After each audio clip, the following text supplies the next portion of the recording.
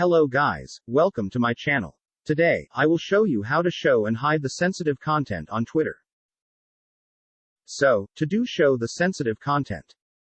For Twitter web version, click on More. Click on Settings and Support. Click on Settings and Privacy. Select Privacy and Safety.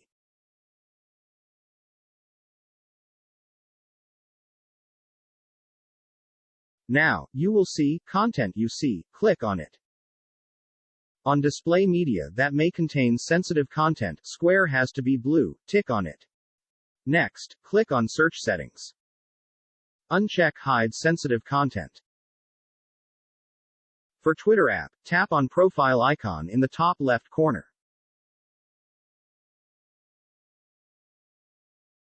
Tap on Settings and Support. Tap on Settings and Privacy. Tap on Privacy and Safety.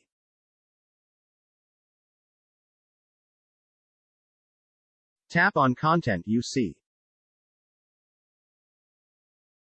Toggle on Display media that may contain sensitive content. Next, tap on Search Settings. Toggle off Hide Sensitive Content. Do the opposite if you want to hide the sensitive content.